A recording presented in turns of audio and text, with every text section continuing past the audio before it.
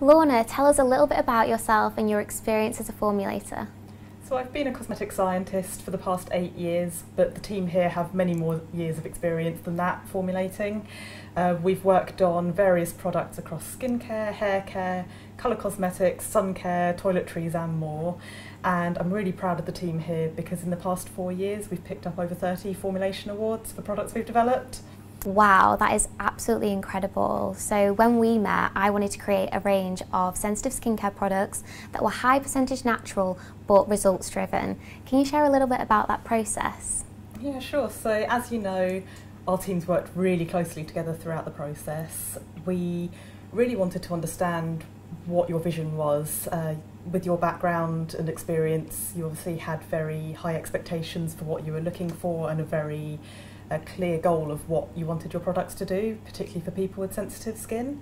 So we had quite a few chats before we even got started in the lab to make sure that we were all on the same page and working towards the same goal. Once we had that, we then went away and brainstormed and researched lots of different ingredients for you. And once we thought we'd found ones you'd like, we sent them across to you, saw what you thought of it, and then once we had your approval, that's where the fun part kicks off for us. So that's where we would sort of get playing in the lab and start prototyping things for you. Every time we're sending you something, we've probably done about 10 different things in the lab behind the scenes. So we played around a bit, felt like we got something that met your brief, and then submitted some samples to you.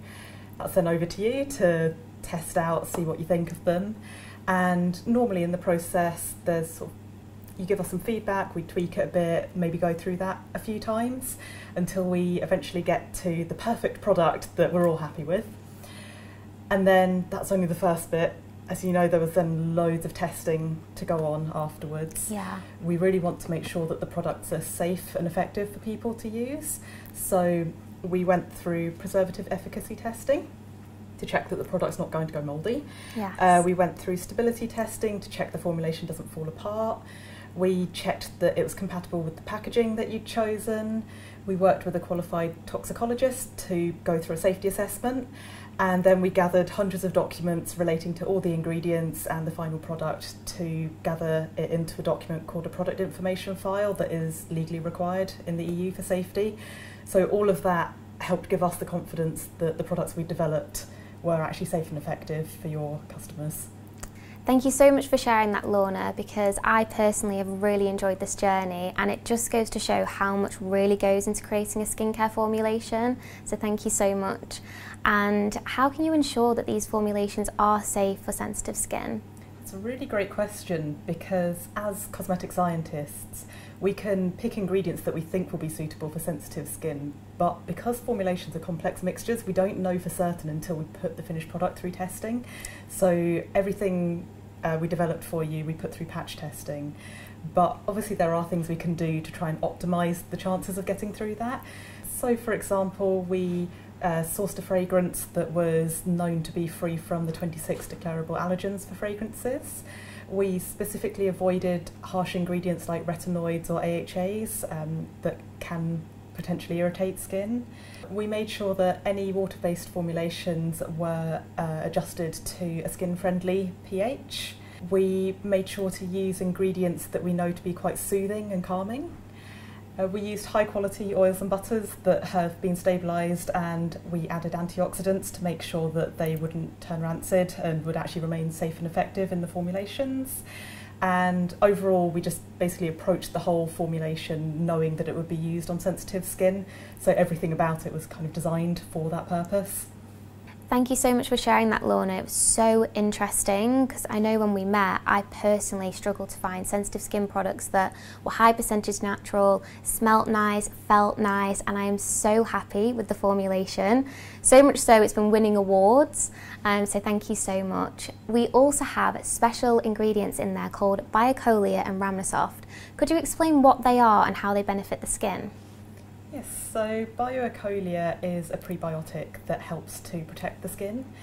The microbiome is a really huge area of research at the moment, and it's all about what bacteria and other microbes exist on your skin. And the more research that goes into it, the more they're finding that that microbiome is really offering the first layer of defence to the skin. So from a formulating perspective, it's really important to make sure that we can keep that microbiome intact and nicely balanced. BioEcolia acts as a prebiotic to help balance the skin by providing a substrate for the good bacteria on the skin to grow better, and that really helps to keep the skin microbiome intact and therefore offering a better skin barrier, which helps overall with sensitive skin. That's really interesting, Lorna. Oh, and then Ramnasoft is what's called a polysaccharide, which is basically a fancy word for a string of sugar molecules, and it's made by fermentation. And we got really excited about this ingredient for your range because it's all about soothing and calming the skin, and it acts on different inflammatory pathways in the skin to help just calm the skin down. Wow, I find it so fascinating. Our products are made of nature's finest ingredients such as shea butter, mango butter, almond oil, oat lipids, to name a few. Could you explain how these ingredients would benefit our skin? We used quite a mixture of different plant oils and butters in your products.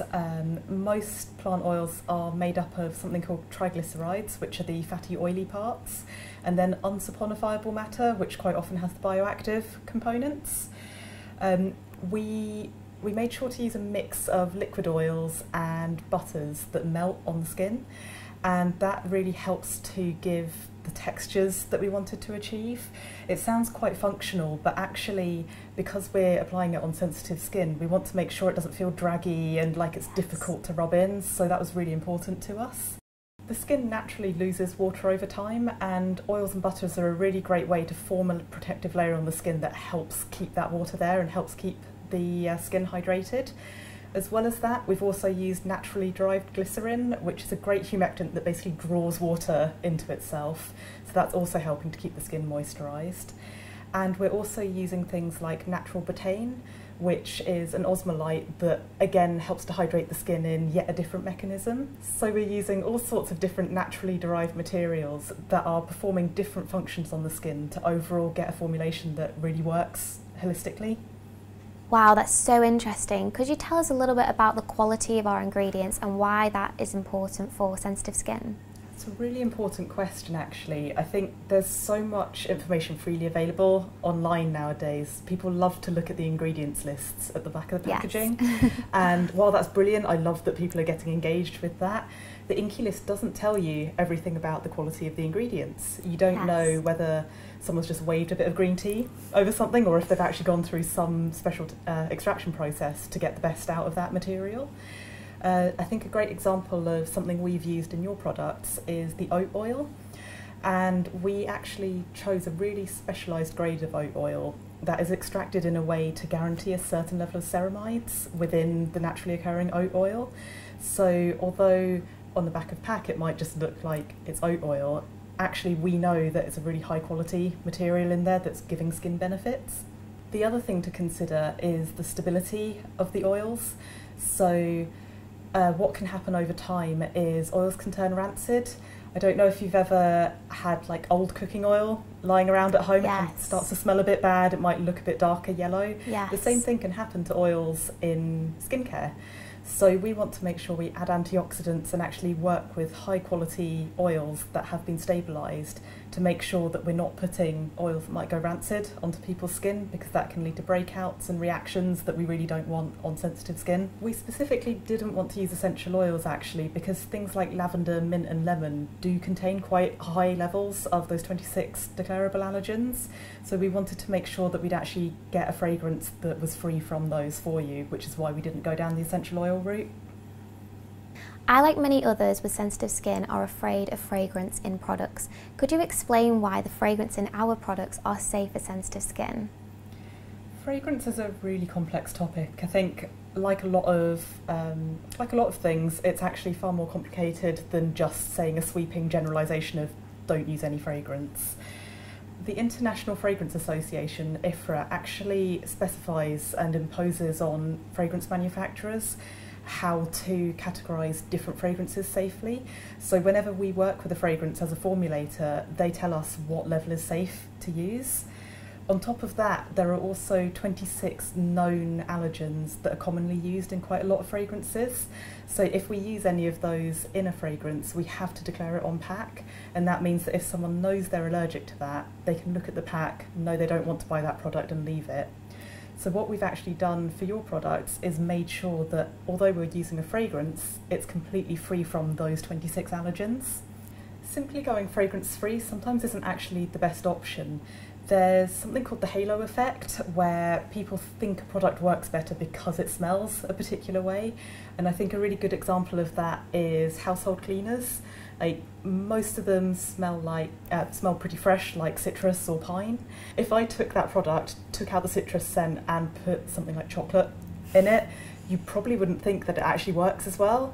And so there's this whole emotive link between fragrance, how well a product works, and what it's actually doing that's really important. Fragrance can be such a powerfully emotive thing that we really wanted people to be able to enjoy your products, have it as a real pampering session. So we felt it was really important to be able to add a fragrance to your products, but make sure that it really was picked out to be safe for sensitive skin. And again, that's why we actually patch tested your products as the final product to make sure they didn't cause any irritation. We worked really closely with a fragrance house that has expertise in allergen-free fragrances, and they managed to create a fragrance for us that is 100% naturally derived, with notes like peach and green leaves and cedarwood, everything that your final fragrance smells of, but in a completely allergen-free way, and also using 100% naturally derived components. Overall, we used this special fragrance that was allergen-free, and we also made sure to include it at quite a low level, so it's under 1%, and overall it just gives quite a subtle scent to the product. Thank you for explaining that so clearly, Lorna. So for customers that aren't scientists, looking at the ingredients list can be quite confusing.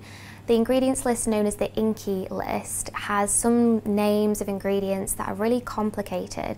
Could you explain why they are like this and assure they are safe for our skin? The first thing to really bear in mind is that everything in the world is a chemical.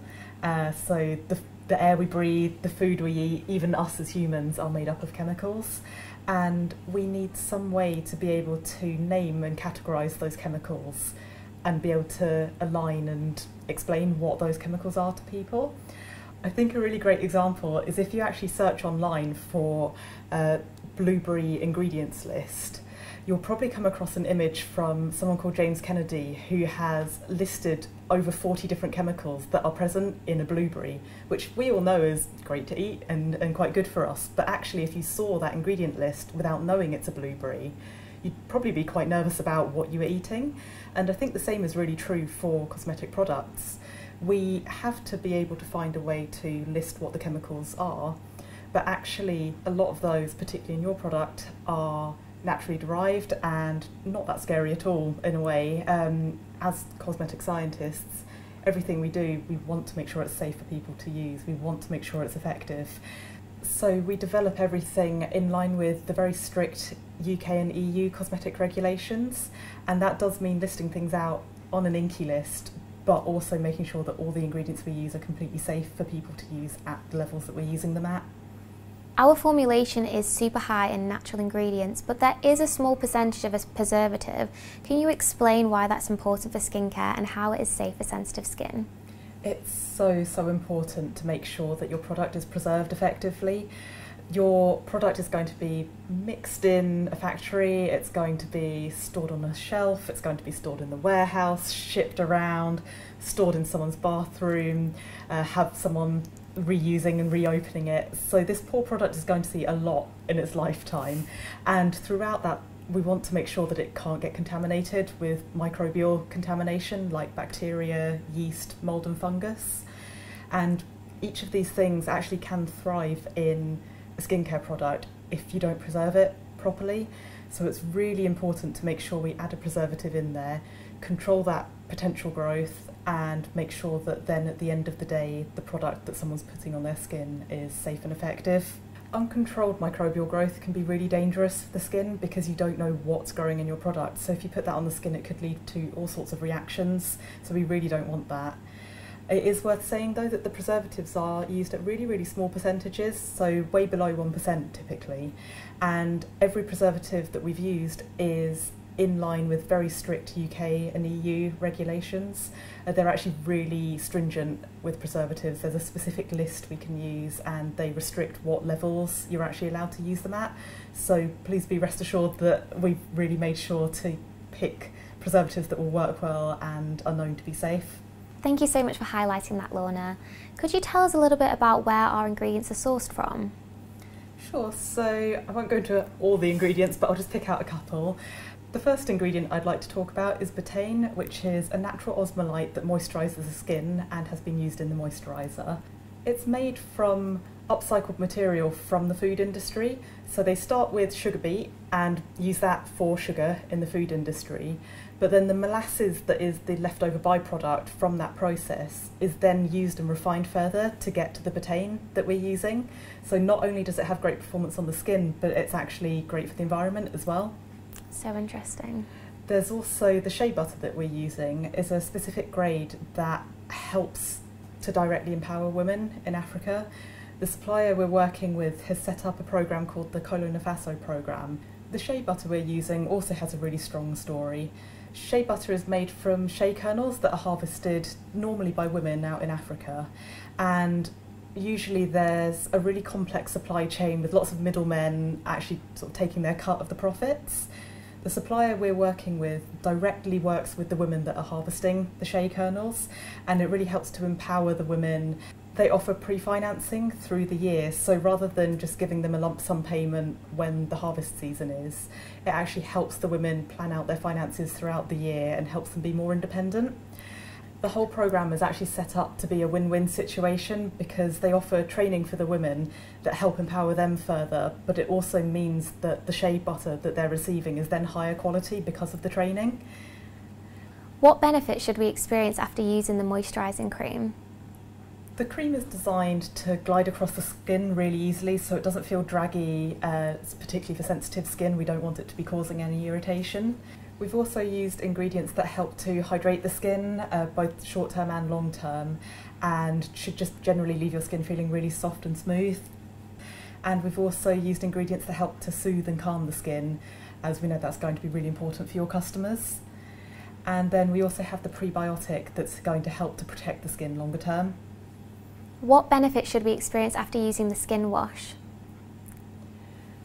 The wash has a really milky, soft appearance and feel to it, so we really want people to feel like they can enjoy it and that it's not going to irritate or strip their skin.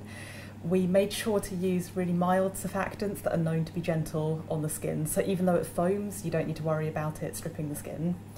And we've then added quite a lot of oils like sweet almond and oat oil to make sure that we're refatting the skin after the cleansing to help keep it nourished. We're also using skin moisturisers to help keep the skin moisturised, so even though you're cleansing, you're not drying out the skin at all. What benefits can we experience from using the bath salts? On top of the normal benefits that you'd normally use bath salts for, we've also included some natural oils in there, including omega-3 and omega-6 oils in a balanced ratio from Gold of Pleasure oil. And these will help to keep the skin nourished as well as having the normal benefits from bath salts. From a functional perspective, we also chose specific grades of salt that would actually dissolve easily in the bath and be easy to pour and not clump up together. On top of the bath salts themselves, we've actually used a mix of different oils to help nourish the skin as well as the salts. What benefit should we experience from using the bathing oil? We've also used a specific grade of oat oil that's been extracted in a special way so that it has a known content of natural ceramides, which are part of the building blocks of skin. Although it's a bath oil, we've actually designed it to bloom when you add it into the bath, so the bath turns milky. We wanted to design it that way so that you don't end up with just having a layer of oil sitting on top of the bath. If it's actually mixed into the water, it's having contact with your skin, so you can get the benefits from it. And it also means that you don't end up with that sort of oily, greasy layer on your skin when you get out of the bath. The other thing with the oil is, although we're calling it an oil, it's not actually runny like a normal oil. It has what we call an oleogel texture, so it's slightly thicker, it feels richer. You can almost apply it on your dry skin beforehand. You can actually apply it to your skin while it's dry before getting into the shower or the bath and use it almost like a treatment, and then it rinses off and turns milky when you rinse it off. Thank you, that's so interesting. My skin personally feels so super hydrated after using the oil. Thank you so much for today, Lorna. I really appreciate your time and your expertise in answering these questions. I've personally learned even more, and I always enjoy meeting up with you. And I really enjoy working with you. Thank you so much.